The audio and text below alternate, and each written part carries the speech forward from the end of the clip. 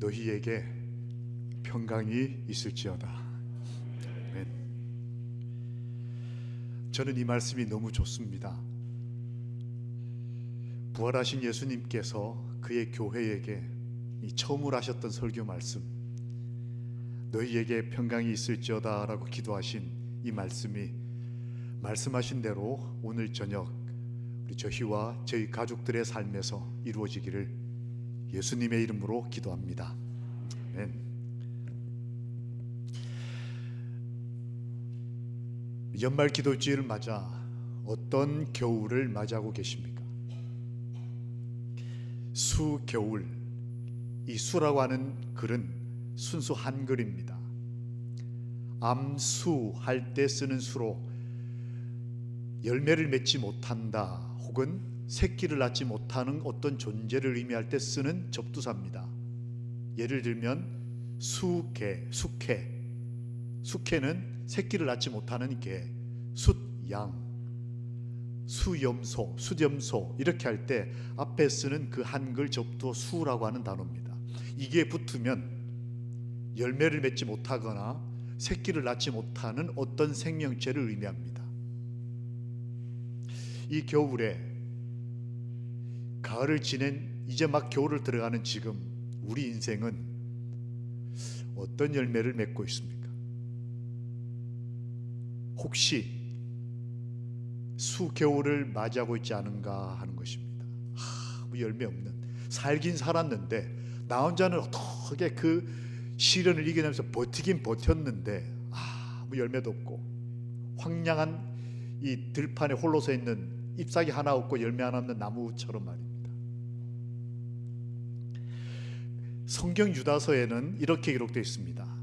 그들은 하나님을 믿고 하나님의 사람이라고 생각하는 그들을 성경은 말하기를 그들은 바람에 불려가는 물 없는 구름이요 죽고 또 죽어 뿌리까지 뽑힌 열매 없는 가을나무요. 올해 우리는 이 물 없는 구름이 얼마나 허망한지를 경험하며 가을 이 가뭄을 겪어냈습니다. 여기에 보면 열매 없는 가을나무, 이게 열매를 맺어야 되는데 열매 없이 그렇게 겨울을 들어가는 그 나무에 대해서 하나님께서 이 가슴을 치시면서 기록한 말씀이 성경에 기록되어 있습니다. 혹시 이 책을 읽어보셨습니까? 이게 일본어로 제목이 되어 있는데 이거를 그냥 직역하면 29세 생일에 나는 1년 후에 죽기로 결심했다, 뭐 이런 뜻입니다. 29밖에 안 된 한 여청년이 29 생일날 뭔가 하나 결심을 했는데 그 결심이 뭐냐? 나는 1년 후에 죽겠다라는 결심을 합니다. 이 책이 꽤 몇 년 동안 일본에 있는 젊은이들한테 대단한 반향을 일으켰습니다. 공감을 일으킨 거죠. 이 청년은 왜 29세 생일에 1년 후에 죽기로 결심했을까 하는 것입니다. 이 자전적인 책입니다. 직장이 있고 배울 만큼 배웠고 꽤 예쁘고 남자친구도 있고, 그런데 29세 되는 생일날 저녁에 혼자서 생일잔치를 합니다. 이유가 어떻게 됐든 혼자 케이크를 갖다 놓고 29 생일 촛불을 붙이고 혼자 자기 생일 파티하고 좀 외롭게 어느 날 밤을 이렇게 보내게 됩니다. 참 외롭다, 사는 거 참 힘들다, 꽤 배울 만큼 배웠고 가질 만큼 가지고 그리고 앞날이 창창하고, 그런데 어느 날 갑자기 찾아오는 그 외로움과 이 절망을 이 청년은 견딜 수가 없었습니다. 그래서 이제 뭐 그래도 일어나려고 이렇게 일어서다가 실수로 그 자기 생일 케이크를 이렇게 툭 건드는 바람에 생일 케이크 상에서 떨어지면서 이렇게 뒤집어 떨어졌어요. 그걸 이 청년이 이렇게 주워 담으면서 죽어야 되겠다. 사는 게 아무 재미가 없는 거예요. 사람들은 돈을 추구하고 사는데 이 친구는 돈도 꽤 있고 많이 배우는 걸 좋아하는데 이 친구 배울 만큼 배웠고 사랑하고 있고, 그런데 어느 날 밤에 갑자기 삶의 허무감이 이렇게 밀려오는 겁니다. 죽어야 되겠다 생각을 하고 이제 뭐 이렇게 삶을 주변에 정리하다가 무심코 TV에서 나오는 광고 하나를 봤어요. 근데 그 광고를 딱 보는 순간에 내가 저거는 꼭 해보고 죽어야 되겠다고 결심을 합니다. 그래서 결심한 게 29세 생일에 1년 후에 그거 꼭 해보고 죽겠다. 그게 뭐였을까요? 돈 가질 만큼 가지고 공부할 만큼 했고 사랑 지금 하고 있고 직장 지금 사회적인 생활은 안정이 돼 있고 누가 뭐라고 안 해도 그냥 안정적인 생활을 살고 있어서 연말 기도주일 그거 별 필요 못 느끼는, 나는 그렇게 나쁜 짓 한 적도 없고 내가 무슨 살인을 해봤나, 굳이 그 교회 가서 연말 기도주일까지 할 만큼 필요를 못 느끼는 어떤 사람이 오늘 밤에 있다면 어떻게 하면 좋을까? 이 사람이 29에 죽으려고 하다가 1년을 삶을 연장하기로 하고 열심히 삽니다. 직장 생활도 하고 직장 외에 알바까지 하면서 돈을 모읍니다. 그래서 저거는 꼭 해보고 죽겠다고 한 그게 뭘까요? 그걸 수많은 청년들이 공감을 한 거예요. 그 답은 이거였습니다. 보이십니까? 라스베이거스. 이게 뭐죠? 미국의 도박 도시. 가서 내가 죽기 전에 뭐 한번 해보겠다.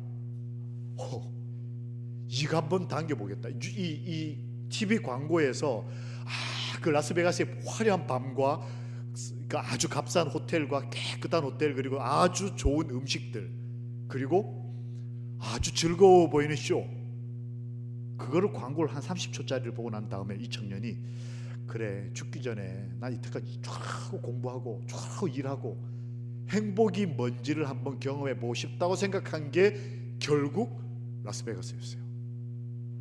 거기 가서 시커 먹고 한번 땡겨보고 쇼도 보고 그리고 죽겠다. 많은 청년들에게 공감을 일으킨 이 책을 보고 여러분 잘 생각했다고 말할 이 어른들이 이 가운데 누가 있으시겠습니까? 그리고 참 현명하다. 근데 오늘날 수많은 사람들이 이렇게 산다는 거예요. 사실 어떤 의미에서 보면 이 라스베가스를 막국수로 바꿔보면 어떻겠습니까? 한번 말씀드렸나요? 제가 춘천에 있을 때 서울에서 그때는 고속도로가 없을 때였습니다. 일요일 되면 아침에 3시간 4시간씩 차가 밀려서 오고 갈 때는 많이 막힐 때는 8시간씩 밀려서 가는데 춘천까지 오시는 분들의 목적이 뭐냐면 막국수 한 그릇 먹기 위해서 오는 거예요. 그 유포리 막국수 그거 하나 먹으려고 그 막히는 길을 왔다가 가는 거예요. 춘천 사람들은 그 막국수 잘 안 먹잖아요. 참 안 됐다. 저거 먹으려고. 오늘날 사람이 이렇게 살 때에 우리는 이들에게 어떻게 고민할 것이고 혹시 내가 이런 날을 맞이한다면 어떻게 하면 좋을 것인가 하는 것입니다. 해외여행 한번 가는 것이 내 말년에 참 잊어버리지 못할 행복이다 이렇게 말하는 분들 제가 만난 적이 있어요. 내가 자식들이 돈 대줘가지고 세계 일주를 내가 갔다 왔는데 몇 달 동안을 세계 일주 얘기만 하는. 저는 이 가운데 세계 일주 갔다 오신 분이 계신지 저는 모릅니다. 모르고 하는 얘기니까. 이거는 제가 지난 여름 양육에 대해서 아까 잠깐 설명드렸는데 들으신 분이 계실 겁니다. 호주에 있는 한 간호사가 돌아가시는 분들을 케어하는 호스피스 간호사였습니다. 이 사람이 돌아가시는 작고하시는 분들을 보니까 뭔가 공통점이 있더라는 거예요. 그래서 죄송합니다. 그래서 그가 정리한 글을 영국의 한 신문이 그 글을 실었습니다. 사람은 마지막 순간에 후회를 몇 가지 한다. 그 후회하는 거를 순위를 매겼더니 5, 4, 3, 2, 1 5개를 이 영국의 미러지라고 하는 신문에다 실었습니다. 이렇습니다.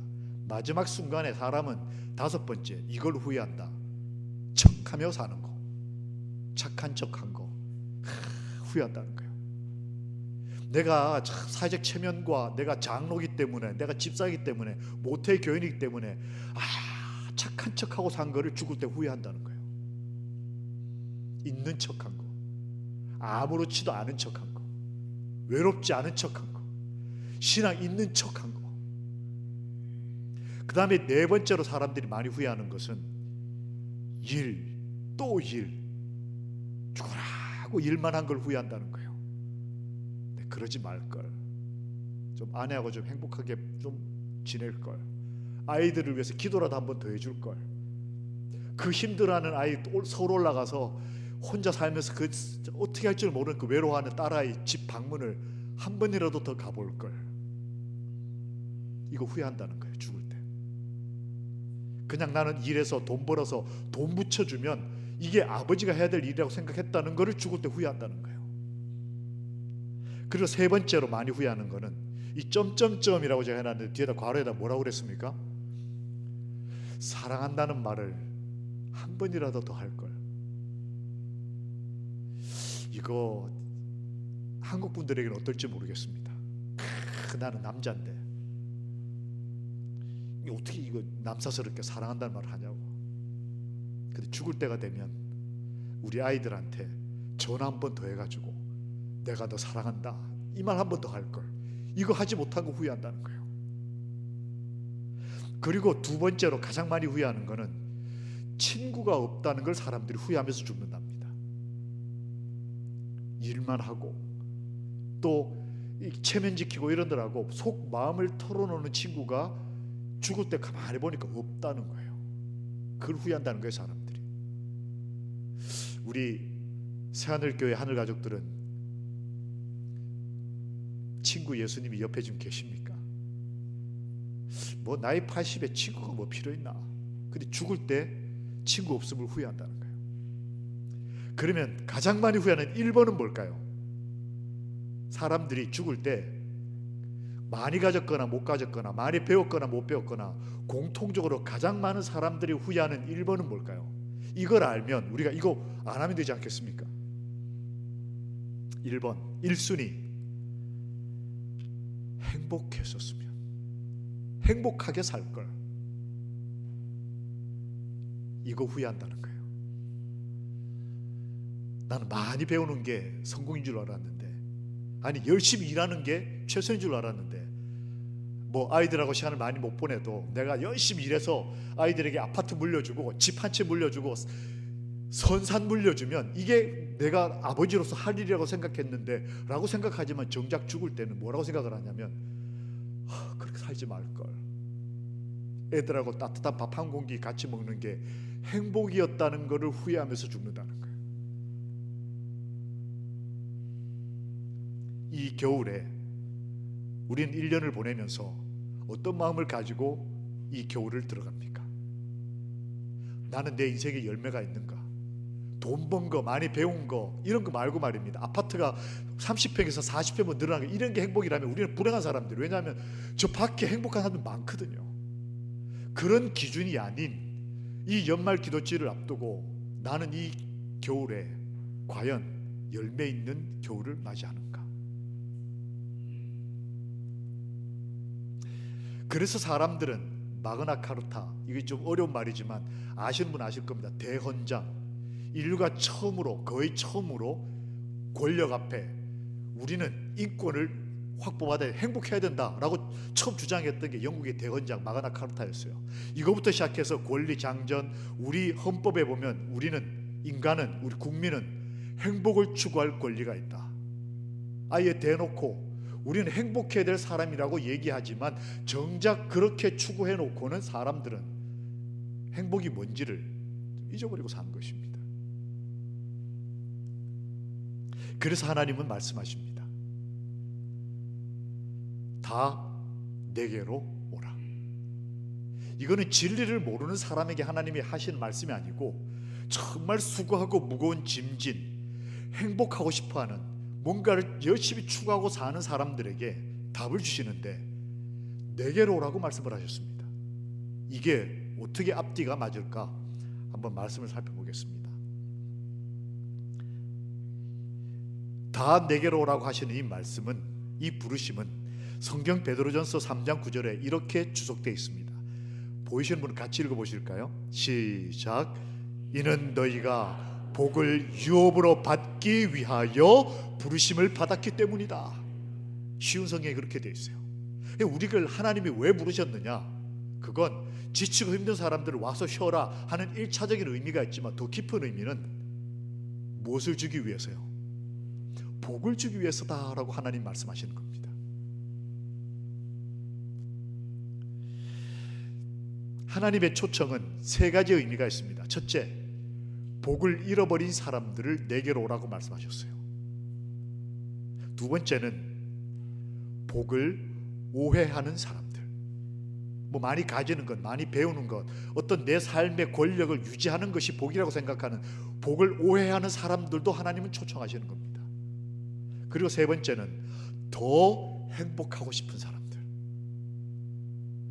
내가 복은 뭔지 참 알겠는데 더 행복하고 싶은 사람들을 주님은 이 초겨울에 예수의 이름으로 초청하십니다. 뭐라고 초청하십니까? 너는 행복한 사람이로다. 아예 하나님은 정의를 내리셨습니다. 너는 행복한 사람이다. 이 신명기서에 나오는 말씀이지 않습니까? 놀랍게도 말이죠, 이 성경을 쓸 때에 이 성경을 쓴 사람의 나이가 몇 살인지 혹시 기억나십니까? 이 신명기서에 나오니까 누가 썼을까요? 모세가 썼습니다. 모세가 이 글을 쓸 때는 그가 마지막 유언을 할 때였어요. 그의 인생을 다 살고 난 다음에 마지막 유언을 할 때 나이 120세에 모세는 행복을 논하고 있는 겁니다. 아이고, 김 목사님, 복이라고 하는 거, 행복이라고 하는 거 그 젊은 사람들이나 추구하고 따라가는 거지, 나는 이제 70, 80 다 살았는데 나야 행복 그런 거 그냥 좀 덜 아프고 편안하게 죽으면 그걸로 땡큐, 아니라는 거예요. 모세는 120에 죽으면서 이스라엘 백성에게 행복을 논했어요. 너는, 다른 말로 바꾸면 우리는 행복한 사람이다. 그럼 성경이 말하는 행복은 뭘까? 하나님은 이 행복을 뭐라고 말씀하시면서 우리 연말 기도제를 맞이하는 저희들에게 내가 행복한 사람인가, 열매가 있는, 행복한 열매가 있는 사람인가 아닌가를 성경은 어떤 기준으로 평가할까 하는 것입니다. 성경은 사실 행복을 말하는 책입니다. 창세기 1장 28절에 보면 하나님께서 천지를 창조하실 때, 인간을 만드시고 난 다음 제일 먼저 하신 일이 뭘까요? 안식일을 주셨을까요? 하나님이 사람을 만드시고 난 다음 제일 먼저 하신 일이 뭘까요? 복을 주셨다라고 기록되어 있더라고요. 하나님이 사람에게, 자식에게 제일 먼저 한 일은, 야, 너희들 안식일 열심히 지켜. 그럼 내가 먼 훗날 재림하고 난 다음에 하늘나라 데려가서 잘 먹고 잘 살게 해줄게, 이러는 아버지가 아니셨다는 겁니다. 우리 아버지 하나님은 창세에, 세상을 창조하실 때 제일 먼저 하신 일이 복을 주시며 이르시되 생육하고 번성하며 이 땅에 충만해서 이 땅을 정복하라. 너네 잘 먹고 잘 사는데 그러기 위해서 내가 복을 주겠다라고 말씀하시는 분이셨어요. 야, 정말 좋으신 아버지세요. 신약이 시작할 때에 이 하나님이 주신 복을 인간이 잃어버렸지 않습니까? 그 말도 안 되는 복을 따다 먹고 말이죠. 그리고 수천 년을 인간이 헤매면서 살 때 수없이 연말기도제를 보내면서 그렇게 어렵게 살 때 하나님께서 예수 그리스도의 복음을 시작할 때 마가복음 1장 1절에 예수 그리스도의 시작이라 이렇게 말씀 안 하시고 예수 그리스도의 땡땡의 시작이라. 뭘까요? 예수 그리스도의 복음의 시작이라. 복음, 즉 복된 기별을 시작하셨습니다. 그리고 예수님은 오셔서 설교하실 때에 첫 주제 설교가 복에 대한 설교셨어요. 복을 오해하고 복을 잃어버리고 더 행복하고 싶어하는 그리스도인들에게 말씀하시면서 이 겨울에 연말 기도제를 맞아 비가 부슬부슬 내림에도 불구하고 성전을 찾은 새하늘 가족들은 복이 있다.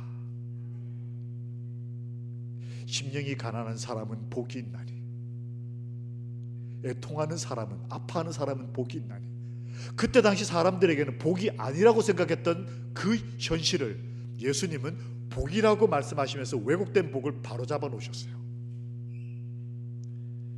성령은 구약 시작하면서부터 신약 시작 때까지 예수님의 첫 설교로부터 끊임없이 우리가 행복하기를 바란다고 말씀하고 계시는 겁니다.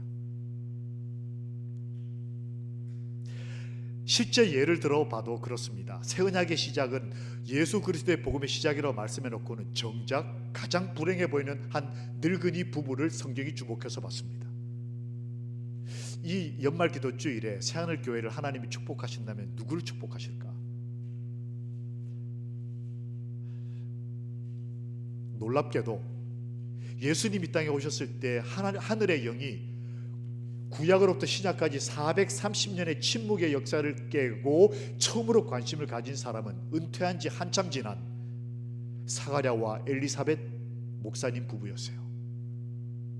당시 불행했던 두 사람, 자식 없고 늙어서 게다가 예배는 드리지만 교회 와서 말씀 듣고 그게 감당이 안 돼가지고 나 못 믿겠다고 대답을 했다가 천사한테 벌을 받아가지고 벙어리가 된 채로 10달을 살았던 이 가족을 하나님께서는 주목해 보시고 그들로부터 복음을 시작하셨어요. 새하늘교회의 희망이 누굴까? 종종 우리는 재림교회, 한국 재림교회 희망을 젊은이들에게서 찾습니다. 그것도 틀린 말은 아니지만 저는 어른들에게 그 놀라운 특권의 창구가 있다고 믿습니다. 왜냐하면 예수님의 언약을 시작하실 때에 그때 젊은이들은 정신을 못 차리고 있었어요. 돈 모으느라 정신 없고 배우느라고 정신이 없고 또 어른들 욕하느라고 정신이 없고 어른들이 이래서 교회가 망한다고 불평하느라고 정신이 없고 그런데 그런 혼란의 와중에도 놀랍게 한 늙은 부부가 계셨는데 이런 날 교회에 오셔서 기도하시는 분들이셨어요. 제가 여기 와서 이렇게 조용히 기다리는데 물론 일찍 오신 분은 두 목사님이셨습니다. 담임 목사님, 부목사님이 제일 일찍 오시긴 오셨는데 그 다음에 누가 일찍 오실까 이렇게 제가 기다려봤더니 아니나 다를까 한 여집사님이 들어오시고 그리고 가장 교회에 올라오기가 힘드신 이 계단을 오르기가 힘드신 대여섯 분의 어르신들이 교회를 들어오시는 모습을 보고 제가 참 말씀대로 사시는 분들 제가 얼마나 고마웠는지 모릅니다. 오늘 저를 저 현관에서 만나서 악수해 주신 분 5분의 우리 어르신들 그냥 저를 반갑게 환영하는 의미로 악수하셨겠지만 저는 이 말씀을 준비한 입장에서 이 말씀대로 사는 어른들을 만났기 때문에 정말 기뻤어요. 이런 분들이 계시면 우리 교회는 숫자에 상관없이 행복할 수 있다.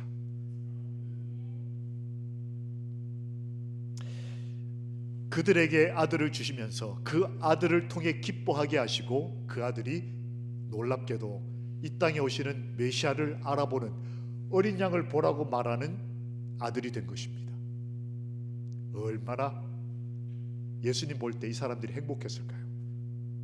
예수님은 뭐 우리를 죄를 용서하시고 이런 걸 다 내려놓고 그냥 저분 때문에 우리가 아들을 경험하고 내 아들이 예수님을 알아본다는 그 자체가 부모 입장에서 얼마나 좋았을까 하는 겁니다. 내 아들이 예수를 만났다. 제가 아이를 키워보니까 제가 행복한 것보단 제 아이가 기도 응답을 받고 아빠 하나님이 살아계셔요. 하나님이 제 기도를 들으셨어요. 제가 이 전화를 받았을 때 그때 그 전율하는 기쁨을 제가 잊어버릴 수가 없어요. 제가 기쁜 것보다 이 새끼가 기쁜 게 훨씬 좋은 거예요. 어르신들이 여기 와서 행복하고 기쁜 것 물론 어르신들의 축복이지만 내 아들이 내 딸이 하나님을 만났다는 그 거룩한 기쁨을 느낄 때 그것처럼 행복한 그 부모로서의 기쁨이 어디 있겠습니까? 그 행복의 새 시작이 새하늘교회 모든 어르신들 자녀를 둔 모든 아버지 어머니들에게 이 연말에 말씀대로 이루어지기를 예수님의 이름으로 축원합니다. 아멘. 예수를 만나는 자녀를 둔 기쁨 이게 예수 그리스도의 복음의 시작이었어요. 참 친절하고 멋진 분 아니십니까? 이 청년은 아시는 분도 계실 겁니다. 제가 참 좋아하는 청년입니다. 이 아이는 서울대 법대를 좋은 성적으로 들어갈 만큼 꽤 수재였어요. 그런데 금요일 오후만 되면, 이 시간쯤 되면 이 아이는 서울 관악에서 서울 삼육 고등학교까지 2시간이 넘는 대중교통을 타고 와서는 저녁 시간에 자기 후배들에게 성경을 가르치는 청년의 모습으로 제가 처음 만났습니다. 일주일에 매번 굉장히 놀라운 모습이었어요. 서울대 법대쯤 되면 들어간 것 자체가 후배들에게 귀감이 될 거예요. 근데 이 아이는 서울대 법대는 아무것도 아니고 정작 후배들에게는 예수 그리스도를 가르쳐주는 선배였어요. 제가 서울 삼육 고등학교에 가니까 청운관이라고 하는 공부 잘하는 애들만 모아놓은 그런 데 있는데, 거기 가서 한 20명의 청년들, 자기처럼 공부 잘하는 후배들을 모아놓고 하나님은 살아계시다고 가르치더라고요. 저한테는 이 놀라움이었습니다. 근데 이 아이가 하루는 제게 오더니 기도해달라고 부탁을 했습니다. 뭘 위해서 기도해 줄까 그랬더니, 목사님, 제가 시험을 쳐야 되는데 시험 시간이 중간고사가 안식일에 걸렸어요. 이 친구가 교수님을 찾아갔습니다. 교수님, 저는 제7일 안식일에 재림교인입니다. 그래서 안식일에 시험을 칠 수 없습니다. 도와주십시오. 근데 이 친구의 아버지는 회계사인데, 어머니도 같이 회계사인가 사무소를 같이 하시는데 우리 교인이 아니세요. 회계사니까 꽤 똑똑한 분들인 건 맞는데 돈도 꽤 있는데 우리 교인은 아니에요. 근데 서울 삼육중학교 공부를 잘하니까 딸을 이제 공부 잘하는 학교를 보냈는데 이 아이가 덜컥 중학교 2학년 때 침대를 받은 거예요. 집안 전체에서 이 아이만 우리 교인이고 다 교인이 아닙니다. 근데 법대를 보내놨는데 이 아이가 안식일에 시험이 걸렸다고 시험을 안 치겠다고 하는 거예요. 그 부모 마음이 어떻겠어요? 이 교수님이 당황이 돼가지고 서울대 법대 전례 전 역사에 시험을 안 치겠다는 애는 내 기억엔 너가 처음이다. 물론 서울대 법대를 나온 또 다른 선배들을 제가 폄훼하려고 이 말을 하는 건 아닙니다. 그분 기억에 너가 처음이다. 어떻게 될지 나도 모르겠다 하더니 교수님이 교수회를 거쳐서 결정을 어떻게 내렸냐면 법대생 전체를 모았습니다. 그리고는 재판을 열었어요. 법대답죠. 이 애가 지금 안식일에 시험을 안 치겠다고 한다. 이거 어떻게 판결해야 될지 너희가 재판을 해라. 재판을 했습니다. 결과가 어떻게 나왔을까요? 이 아이는 신앙을 지킬 인권이 있으니까 시험을 안 치게 해주십시오 라고 결정이 났어요. 서울대 법대 전체에서 안식일 교인이 이 아이 하나인데, 근데 뒤에 추가문이 붙었습니다. 우리는 시험을 칠 권리가 있으니까 우리는 시험을 치게 해주십시오 라고 결정이 났어요. 그러니까 이 아이는 시험 안 칠 권리가 있으니까 시험 치게 않게 해달라. 근데 우리는 시험 치게 해달라. 뭘 어떻게 해야 될까요? 이 아이를 아침 6시부터 교수님 방에 이렇게 일종의 감금, 통제를 해주십시오. 이 아이가 안식일이라는 시간이 토요일 해질 때까지라니까, 해질 때까지 시험을 못 친다니까 그 동안은 전화기나 바깥 사람으로부터 완전히 격리를 시켜주십시오. 우리는 그 시간에 시험 치겠습니다. 우리는 안식일교인이 아니니까 시험을 치고, 이 아이는 안식일을 혼자 교수님 방에서 지키고 해가 지고 나면 시험을 치게 해주십시오. 학생들이 아이디어를 그렇게 냈어요. 좋다. 그래서 이 아이는 안식일날 혼자 교수님 방에 격리가 되고 다른 법대생들이 시험을 쳤습니다. 이 아이가 부탁을 하는 거예요. 목사님, 이렇게 기도응답을 받았습니다. 그런데 이게 끝이 아닙니다. 왜냐하면 법대 아이들은 머리가 나빠서 쫙 며칠 밤새 공부하고 난 다음에 시험에다 팍 쏟아놓고는 다 잊어버린대요. 그런데 자기는 금요일 저녁부터 공부를 할 수가 없습니다.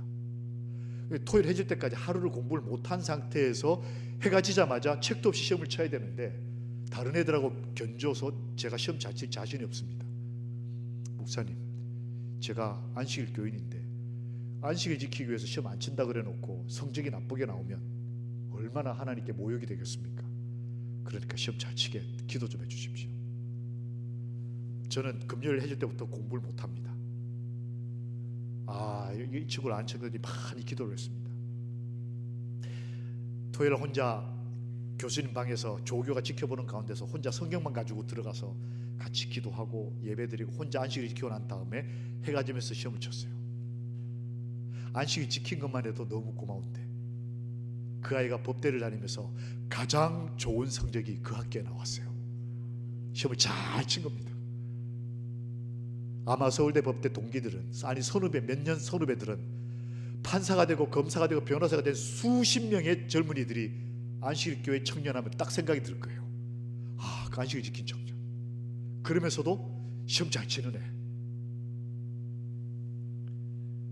근데 이 아이가 진짜 문제는 졸업할 때 생겼습니다. 법대를 나오면 당연히 무슨 시험을 쳐야 됩니까? 사법고시를 쳐야 되는데 사법고시가 토요일로 걸렸어요. 어떻게 하면 좋을까요? 이 아이가 사법고시를 포기를 했어요. 이 아이를 아는 교회 안에 몇몇 지도자들의 의견이 양분 나눠졌습니다. 이렇게 좋은 인재를 토요일날 시험 한 번 때문에 망치는 건 안 된다. 이건 하나님 이해하실 테니 가서 시험 쳐라 라고 지도하는 지도자도 있었어요. 근데 이 아이가 그걸 거절했어요. 근데 문제는 부모님이었습니다. 이 부모님은 우리 안식일교인이 아니고 졸업까지 시키고 근데 안식을 지키겠다고 사법고시를 안 치겠다고 하는 딸을 보고 이 부모 마음이 어땠겠어요? 아, 제가 큰 고민에 빠졌습니다. 이 아이가 이러다가 가정 안에서 큰 문제가 될까 봐. 근데 나중에 전해드리니까 이렇게 얘기했다는 거예요. 부모님이 나는 너의 신앙을 따라갈 수도 없고 이해가 안 된다. 그러나 너의 삶을 봐서 우리가 받아들이겠다. 그의 말, 그의 가르침, 그의 어떤 주장과 상관없이 그의 일상적인 삶에서 부모가 감동을 받았기 때문에 나는 네가 믿고 있는 그 지금 그 진리가 이해는 안 되지만 너의 삶을 봐서 우리가 받아들이겠다고 부모님이 얘기를 했어요. 대단하지 않습니까? 근데 얼마 후에 이 아이가 이제 고민을 하다가 앤드류스 미국 우리 대학원으로 유학을 가면서 이제 국제 변호사가 되려고 미국 가면 안식일 시험 뭐 이런 거 없으니까 이제 꿈을 더 크게 가지면서 이제 떠나는 날 이제 며칠 날 떠나는데 한 며칠 전에 저한테 전화가 왔습니다. 목사님 하더니 정말 하나님이 살아계시다는 거예요. 왜 그러냐 그랬더니 우리 아버지 어머니가 이번 안식일 날 침례를 받습니다. 제가 사법고시를 포기하면서 하나님께 단 한 가지 조건을 걸었대요. 내가 내 인생을 포기하는 거나 마찬가지 결정을 하는데 하나님 저희 가족을 구원해 달라고 기도를 했대요. 근데 이 아이가 이제 앤드루스로 떠나는데 그 부모가 하나님을 믿으려면 너처럼 믿어야 된다. 우리도 너의 하나님을 믿겠다.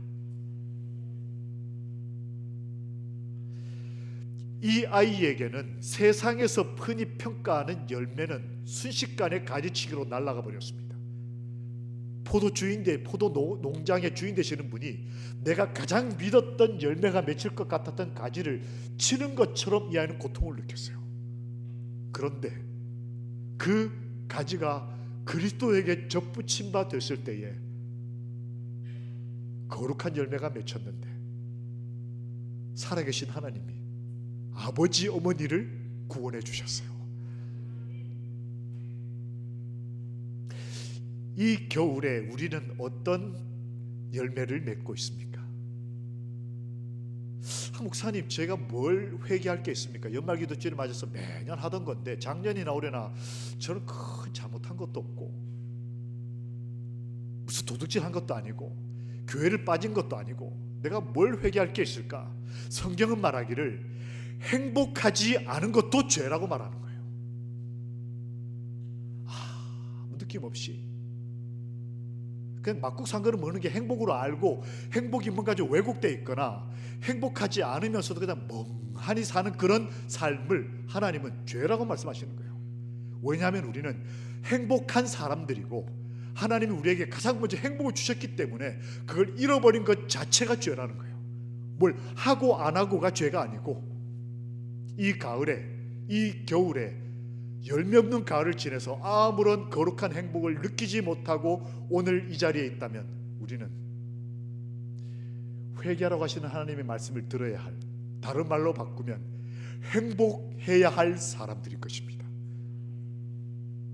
죄를 회개한다는 것은 안식일을 범한 걸 회개하고 오징어를 먹은 걸 회개하고 이런 것도 회개겠지만, 거짓말한 것도 회개겠지만, 행복하지 않으면서도 이렇게 살아가는 이 지겨운 인생도 우리가 회개해야 할 거라는 거예요.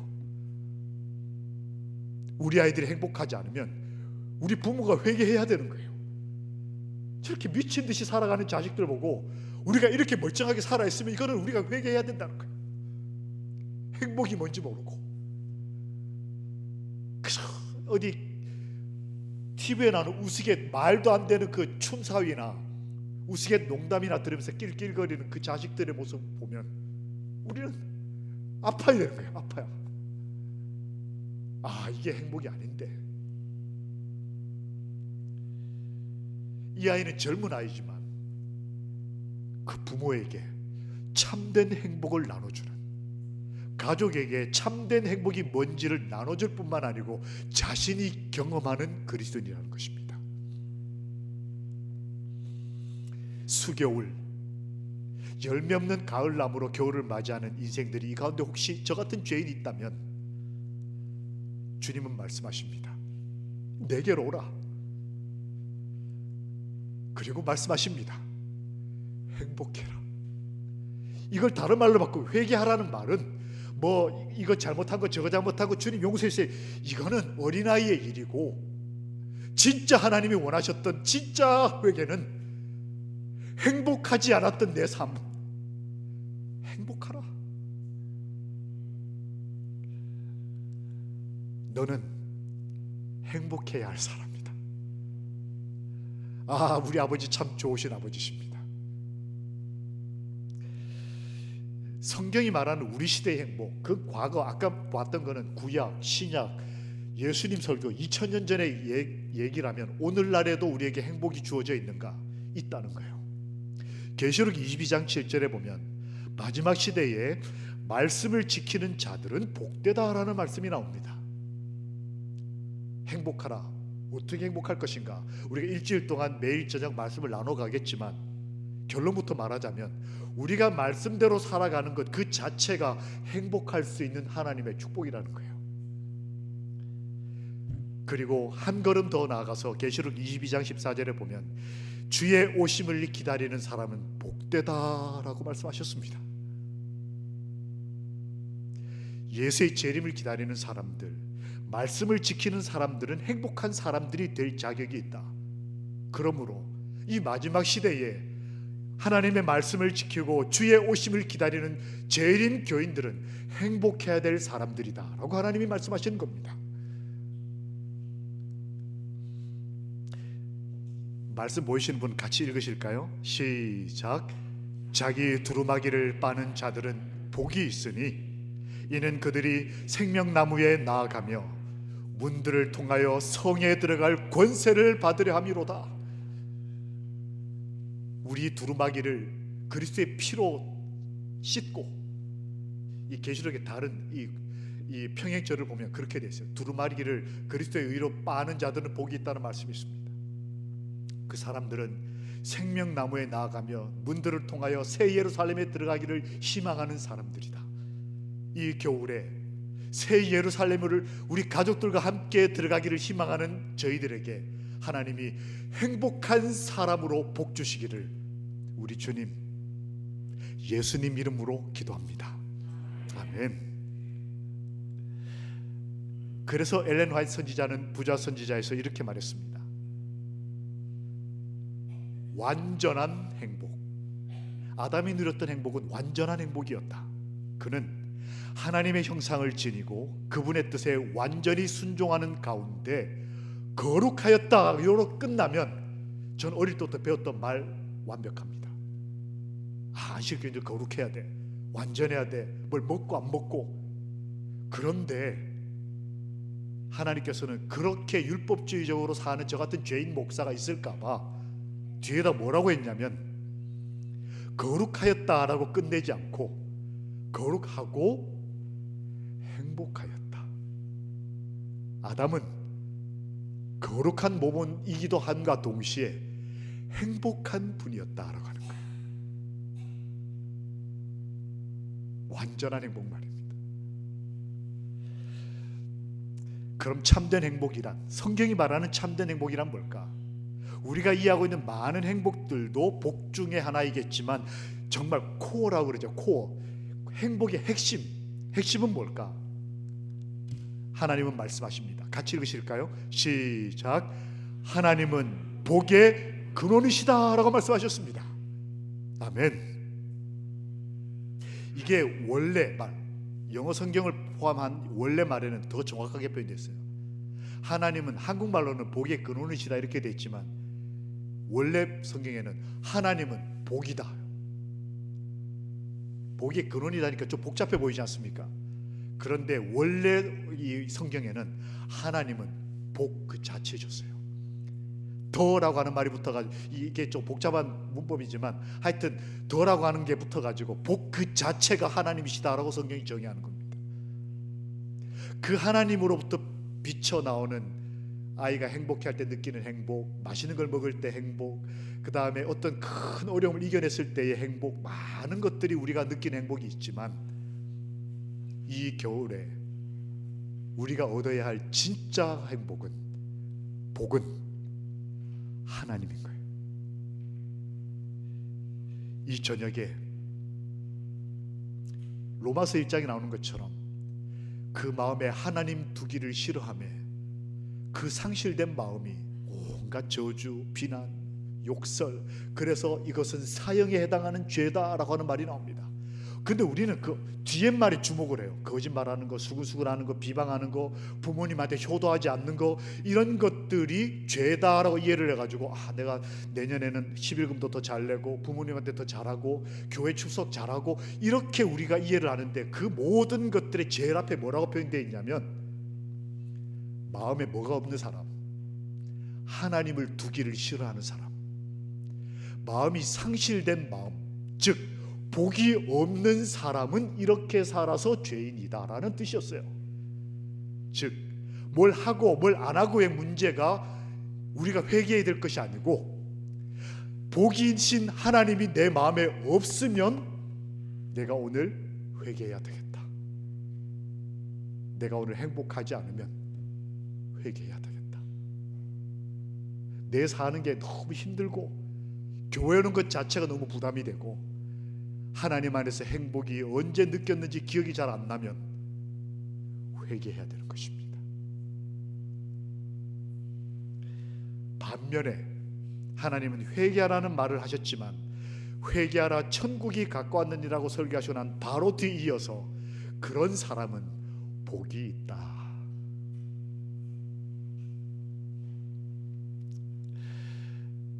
엘렌 화이트 선지자는 재림 신도의 가정에서 이렇게 말씀하셨습니다. 참된 행복은 자랑과 사치를 자행하는 데서가 아니라 내가 이렇게 잘 살고 이렇게 좋은 옷 입고 그래서 막 기분 좋고 이런 게 행복이라고 왜곡되었던 것을 하나님은 지적하시면서 자랑과 사치를 자행하는 데서 행복을 느끼는 게 참된 행복이 아니다. 하나님께서 창조하신 만물들을 통하여 하나님과 더불어 교통하는 데서 참된 행복을 찾을 수 있다. 참된 행복은 하나님과 연결이 될 때에 찾을 수 있다. 우리가 이 말씀을 믿고 이 겨울에 내 바짝 마른 인생에 하나님이 열매를 맺어주시기를 기도하는 마음으로 그 열매, 첫 열매 복되다. 너와 너의 후손이 복을 많이 받았으면 좋겠다.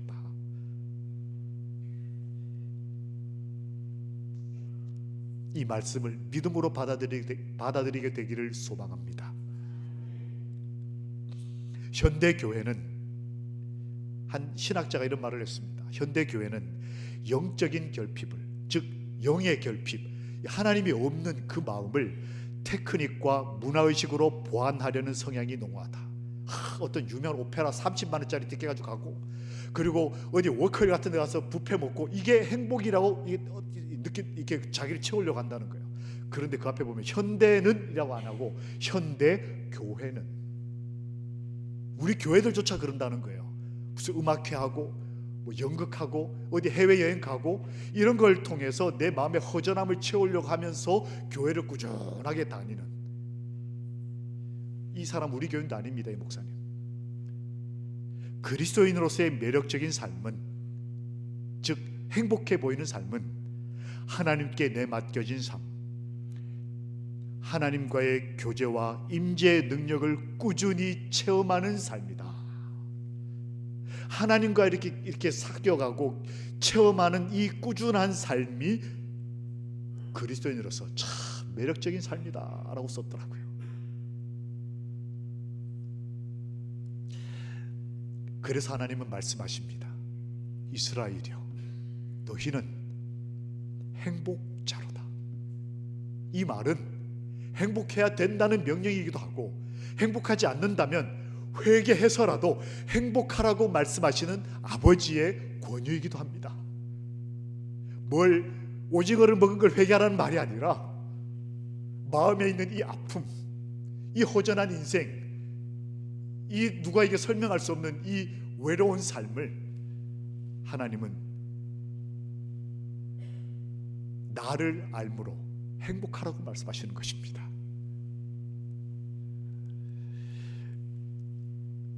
수겨울, 혹시 우리 가운데 행복하지 않은 초겨울을 맞이하는 분이 계십니까? 내 뒤를 돌아봤을 때 이 세상이 자랑하는 것 말고는 뭐 내세울 만한 열매가 없는 그런 열매 없는 가을나무 같이 그렇게 내가 오늘 저녁에 이 자리에 있다면, 나를 부르시는 아버지를 이 저녁에 그 예수 그리스도를 믿음으로 바라봅시다. 한 뉴스를 보겠습니다. 나무 하나에서 40가지 열매가 열린다면 어떨까요? 이런 나무가 곧 수확을 앞두고 있다고 합니다. 하나의 뿌리에서 자란 나무인데 수십 가지의 다른 꽃이 피어납니다. 그리고 열매도 복숭아, 자두, 체리, 아몬드 등 40가지나 됩니다. 이 특별한 나무는 시라큐스 대학의 교수인 샘반 에이큰이 여러 종류의 나뭇가지를 접붙이기위해서 가지마다 다른 꽃이 피고 열매가 열리게 한 건데요. 캘리포니아와 뉴저지, 뉴욕과 아칸소 등 미국 내 곳곳에 심어졌는데 조만간 열매를 수확할 예정이라고 합니다. 지금까지 이시각색이었습니다. 이건 실제 존재하는 나무입니다. 저는 어릴 때 하늘에 가면 12과실이 매달 맺힌다, 이게 비과학적이고 그리고 논리적이지 않다는 비난을 많이 받으면서 그 노래를 불렀던 기억이 납니다. 그런데 현대 과학은 한 나무에서 40가지 열매가 맺히도록 만들어냈어요. 한 과학자가 버려진 과수원을 주목해 봤습니다. 어떤 돈 많은 농부가 농사를 짓다가 더 이상 나이가 많아서 농사를 지을 수 없어서 이 과수원을 포기를 했습니다. 근데 이 식물학자가 지나가다 그 과수원을 들어갔는데 여러 종류의 과일 나무들이 있었어요. 그런데 열매를 맺지 못하고 돌봄을 받지 못해서 그대로 다 말라 죽고 있었습니다.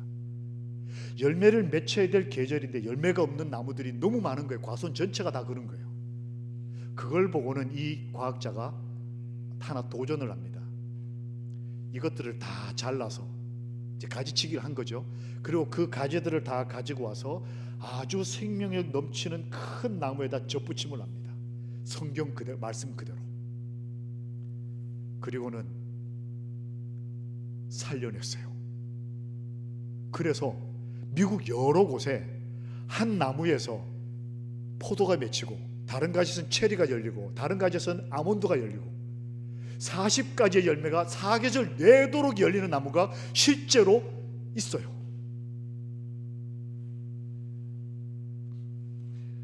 내 인생에서, 아니 우리 교회에서 열매를 맺지 못하는 수많은 버려진 나무들. 옛날에는 나도 잘 나갔는데, 나도 옛날에는 내 안에서 사과가 몇 박스씩 나왔는데 이제 늙고 병들고 춥고 나는 끝났다고 생각하는 수많은 나무들을 예수님께서는 보시고 그 가지를 꺾어서 예수 그리스도에게 접붙이고 난 다음에는 열매를 맺을 수 있다고 하는 것이 실제 할 수 있다는 것을 보여주셨어요. 예레미야 예가서에는 말씀이 기록되어 있습니다. 그들의 가죽이 뼈들에 붙어 막대기 같이 말랐으니.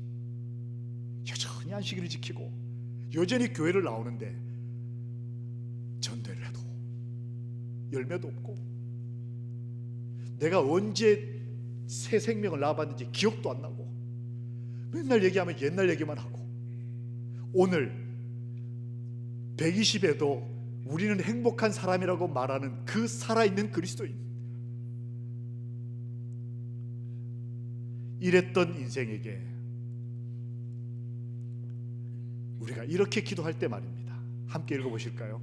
이 연말기도 주일에 첫날을 맞아서 함께 기도하는 마음으로 주의 기도문을 읽어보겠습니다. 시작. 여호와여 우리를 주께로 돌이키소서. 그리하시면 우리가 주께로 돌아가겠사오니 우리의 날들을 새롭게 하사 옛적 같게 하옵소서. 내 삶을, 정말 마른 막대기 같은 내 삶을 새롭게 하사, 그 옛날 내가 정말 하나님 안에서 펄펄 날 때, 내가 말씀 전하면 사람이 침례를 받고 푹푹 넘어지는 걸 봤을 때 그 거룩한 그날, 그 옛적 같게 하옵소서. 이 옛적 같게라는 말을 이렇게 바꿔보시면 어떨까요? 여호와여 우리를 주께로 돌이키소서. 그리하시면 우리가 주께로 돌아가겠사오니, 회개하겠사오니 우리의 날들을 새롭게 하사 행복하게 하옵소서. 우리를 하나님 안에서 이 세상이 줄 수 없는 그 말입니다. 하나님만 주실 수 있는 그거, 우리의 날들을 새롭게 하사 행복하게 하옵소서. 이 저녁에 우리를 행복한 사람이라고 말씀하시는, 그래서 잘 나왔다 말씀하시면서 우리가 행복하기를 기도하라고 말씀하시는 우리 그분 앞에 감사와 기쁨으로 우리를 옛적 같게 행복하게 열매 맺는 인생이 되게 해달라고 기도하는 우리 하늘 가족들이 되시기를 우리 주님 예수님의 이름으로 기도합니다. 아멘.